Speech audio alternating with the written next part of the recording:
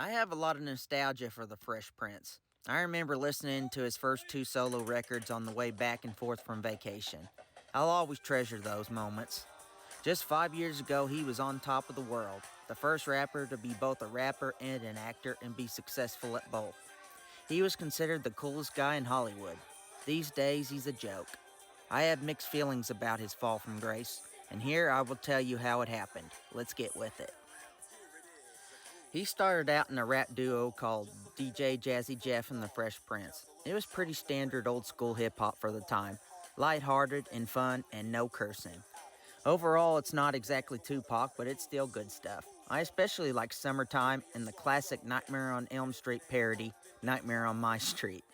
But he really hit his stride with the classic sitcom, The Fresh Prince of Bel-Air, where a ghetto street kid goes to live with his conservative, straight-laced, rich relatives.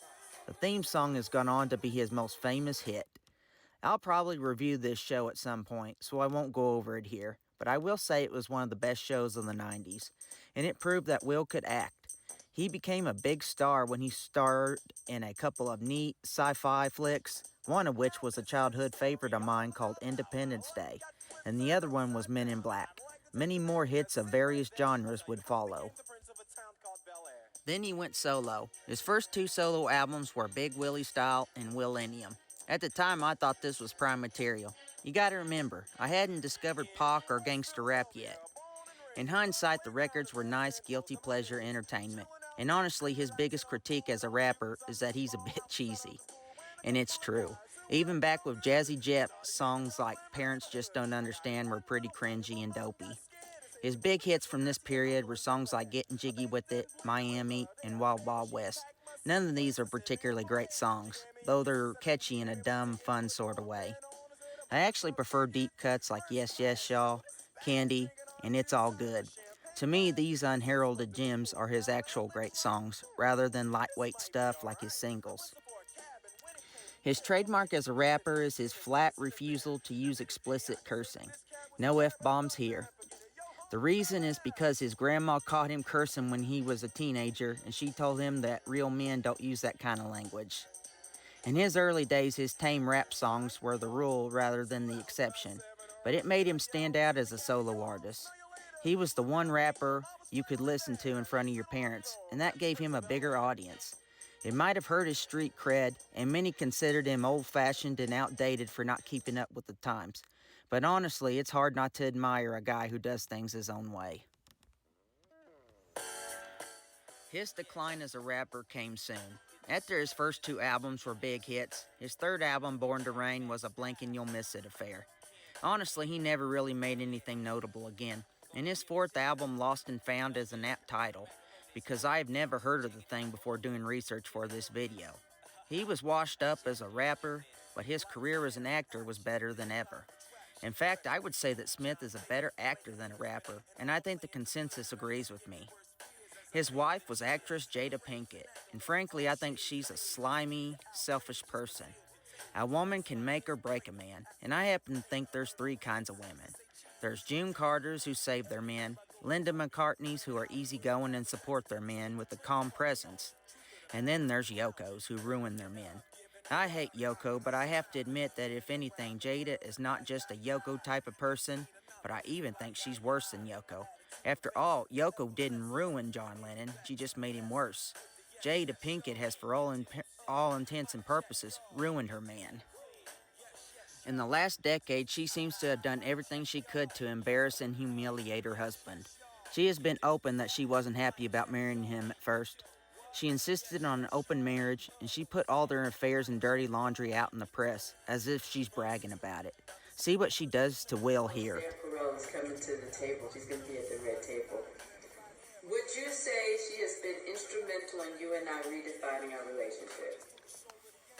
I would say don't just start filming me without asking me if you could film me. Astaire, come help us again, please. I'm still dealing with foolishness. Because she don't just...